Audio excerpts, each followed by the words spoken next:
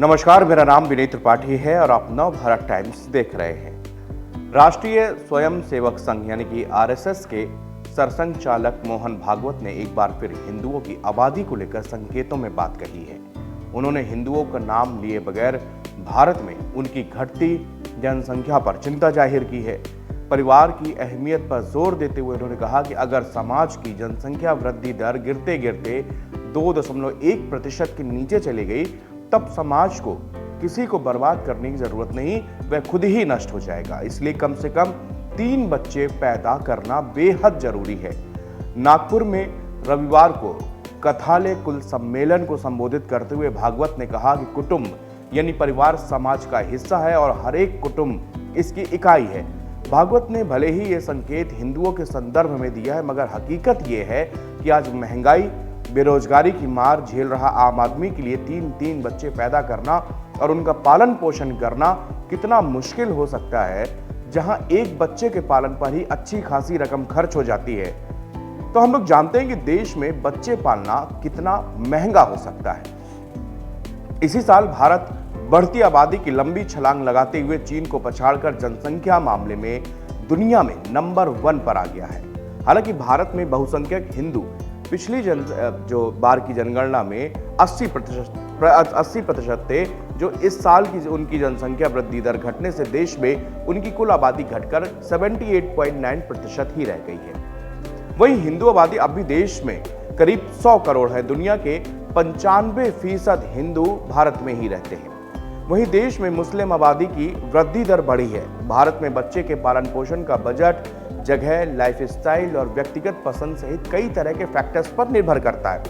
The logic stick के एक हालिया अध्ययन के मुताबिक एक बच्चे के जन्म से लेकर 18 साल तक के पालन पोषण की अनुमानित लागत 30 लाख से 1.2 करोड़ रुपए तक आती है।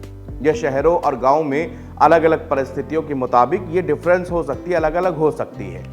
भारत में बच्चों की देखभाल की लागत माता पिता के लिए एक महत्वपूर्ण वित्तीय बोझ हो सकती है।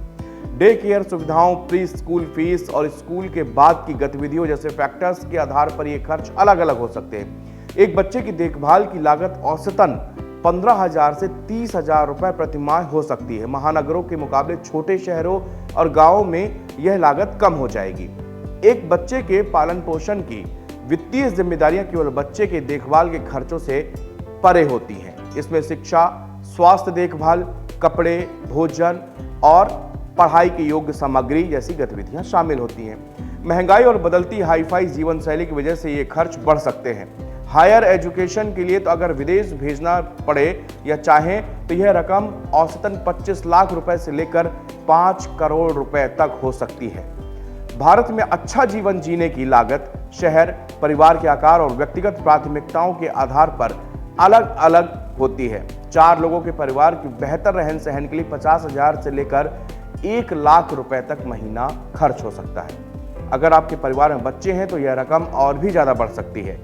माता पिता के लिए बच्चे के पालन पोषण में शिक्षा सबसे बड़ा खर्च बनकर उभरता है। प्री स्कूल से लेकर हायर स्टडी तक शिक्षा की लागत पिछले कुछ सालों में लगातार बढ़ रही है।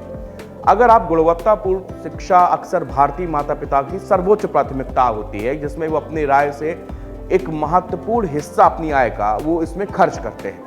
लॉजिक स्टिक के शोध के संकेत मिलता है कि भारत में एक बच्चे के पालन पोषण की कुल लागत का 40 से 50% अकेले शिक्षा के कारण हो सकता है। एक ग्राफिक्स के जरिए इधर पे मैं आपको ये समझाने की कोशिश कर रहा हूँ कि दरअसल देखिए कैसे अगर हम इस 3 बच्चों की जो फिलॉसफी यहाँ पर बताई जा रही है, सरसंघ चालक ने जो 3 बच्चों की बात कही है, अगर हम एक बच्चे के खर्च का अगर हम देखें कि कितने भाग उसका खर्च का किस तरफ वहाँ पर कितना पैसा लगता है, तो आप आसानी से इस ग्राफिक्स को अगर आप देख पा रहे होंगे तो समझ जाएंगे कि शिक्षा यानी कि एजुकेशन में 49.35 लाख रुपए, मतलब कि आपकी इनकम का 46 सबसे बड़ा हिस्सा एजुकेशन को जाता है।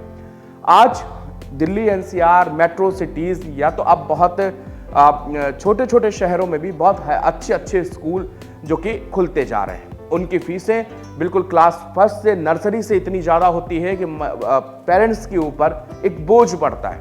फीस के अलावा बाकी सारी जो एक्टिविटीज होती हैं, अक्सर फंक्शन होते हैं, उसकी ड्रेसेस, प्रोजेक्ट बनते हैं, उसके लिए फाइल और वो सारे खर्चा आप अलग ही कर दीजिए। लेकिन खाली अगर फीस जोड़ेंगे तो भी एक मोटी रकम जाती है। मैं आपको जो ये खर्च का ब्यौरा नीचे मैं आपको बता दूं, ये आंकड़े अनुमानित हैं और ये आम आदमी के 21 साल की उम्र तक के बच्चों पर खर्च का जो वो ब्यौरा यहां पर हम आपको बताने की कोशिश कर रहे हैं। हाउसिंग की बात करें तो 20.37 लाख रुपए तक आपकी इनकम का 90% खर्च। इंटरटेनमेंट मनोरंजन की बात करें तो 12.87 लाख रुपए मतलब 12%। कपड़े 6.44 लाख रुपए 6%। खान पान 5 लाख 36 हजार लाख रुपए 5% अब इसका अनुमानित खर्च है। आवागमन यानी घूमने फिरने जा रहे हैं या ट्रेवल कर रहे हैं तो आपको 5 मतलब खान पान और आवागमन सेम है। हेल्थ 4.39 लाख रुपए 4% और बाकी अन्य खर्चों में 3.21 लाख रुपए 3%, यानी कि कुल 1.17 करोड़ रुपए ये एक बच्चे की लागत है। अगर हम उसके 21 साल तक की उम्र का खर्च का ब्यौरा कर रहे हैं तो बहुत आसानी से अगर मैं आपको बताऊं तो ये 1 करोड़ रुपया अगर आपके 21 साल तक के बच्चे को पढ़ाने में, अच्छी शिक्षा के लिए, उसको अच्छा पहनाने के लिए, एक अच्छी जिंदगी जो हर माँ बाप की दुनिया का हर माँ बाप चाहता है कि मेरा बच्चा अच्छे से अच्छे कपड़ा पहने, अच्छे से अच्छे स्कूल में जाए, अच्छा से अच्छा खाना खाए, अच्छे से अच्छी जगह घूमने जाए। ये सारे पेरेंट्स जितनी उनकी हैसियत होती है उससे कई गुना ज़्यादा तक वो अपने बच्चे के लिए करते हैं। सारे दुनिया के हर माँ बाप के लिए, ये अपवादों की अगर हम बात ना करें, लेकिन आप अगर एक बच्चे की लागत में ये 1 करोड़ रुपया लगेगा तो 3 बच्चों की लागत में 3 करोड़ रुपया, यानी कि ये रकम इतनी आसान नहीं है। अनप्रैक्टिकल चीज जो कि यहां पर अब कहा यह जा रहा है कि 3 बच्चे पैदा करिए। अब 3 बच्चे जब पैदा करिए तो भाई 3 बच्चों का खर्चा कौन उठाएगा?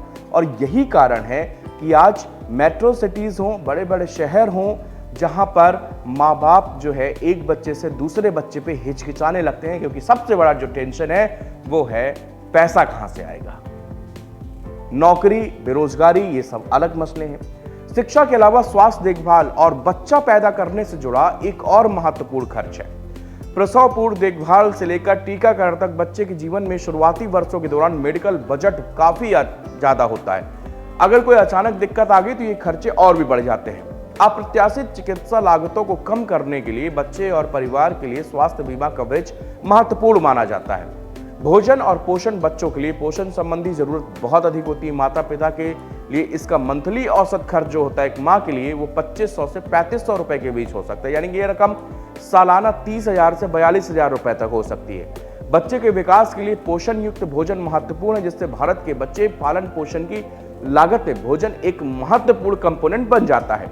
बच्चों का विकास बहुत तेजी से होता है, इसलिए वे बहुत ही कम समय में अपने कपड़ों से बड़े हो जाते हैं। अध्ययन से पता चलता है कि माता पिता बच्चों के पहनावे पर हर महीने लगभग 2,000 से 3,000 रुपए खर्च करने को तैयार है।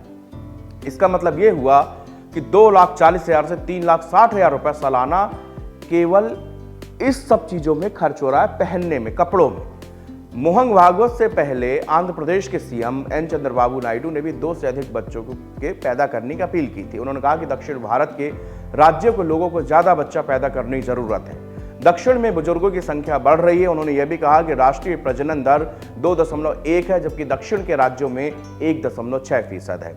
आंध्र प्रदेश की सरकार 2 से अधिक बच्चा पैदा करने वाले परिवारों को प्रोत्साहन राशि पर भी विचार कर रही है। सरकार यह भी कानून बनाने की तैयार कर रही है, 2 से अधिक बच्चे वाले लोग ही स्थानीय निकाय का चुनाव लड़ने के योग्य होंगे। ये सारी कवायद तो की जा रही है, लेकिन इसकी जड़ के पीछे मैं जिस आपको ग्राफिक्स के जरिए हम ये बताने की, समझाने की कोशिश कर रहे हैं, क्या मतलब ऐसे जो बयान दे रहे हैं या कहा जा रहा है कि 3 बच्चे पैदा करो, क्या उनके जहन में ये आंकड़े नहीं होंगे?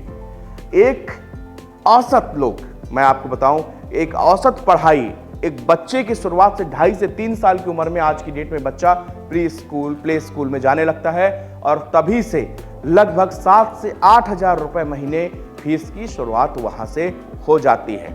इसके साथ साथ बस में जा रहा है तो उसका अलग, स्कूल की एक्टिविटीज़ हो रही तो उसमें अलग, अगर कुछ स्वास्थ्य संबंधी दिक्कत आ गई तो हॉस्पिटल इतने महंगे, क्योंकि अब वो प्रोसेस, अब वो समय नहीं रह गया कि छोटी छोटी इनकम से या कहीं छोटी जगह में स्कूल में दाखिला दिला दिया जाए जहाँ पे कम फीस हो। तो स्कूल मॉडर्न होते चले जा रहे हैं, अस्पताल मॉडर्न होते चले जा रहे हैं, उसी के साथ उसी जैसी सुविधाएं हैं वैसे वो खर्च हो रहा है, वैसी उनकी फीसें हो गई हैं। इसलिए ये 3 बच्चों का जो कॉन्सेप्ट है, ये फिलहाल मेट्रो सिटीज़ और जहाँ तक कि लोग जो प्राइवेट जॉब कर रहे हैं या जिनकी आमदनी इतनी नहीं है, वो इन बच्चों का 3 बच्चों को, चूँकि वो जानते हैं कि अगर बच्चे होंगे तो हम हर बच्चे को एक बेहतर शिक्षा हम नहीं दे पाएंगे। उनको पता है कि अगर ज़्यादा बच्चे होंगे तो हमको पहले बच्चे की जो से कटौती करनी पड़ेगी, हमको दूसरे बच्चे से कटौती करनी पड़ेगी, हमें उसकी खुशियों से समझौते करने पड़ेंगे, तब हम तीसरे वाले बच्चे को कुछ दे सकते हैं। तो ऐसी स्थिति से बचने के लिए माँ बाप 1 या 2 बच्चे ही आज की तारीख में करना पसंद कर रहे हैं। और यही बात है कि तमाम जो प्रदेशों में और दूसरे विचारक वो इस तरह की बातें 3 या 4 बच्चों की रखते चले आ रहे हैं।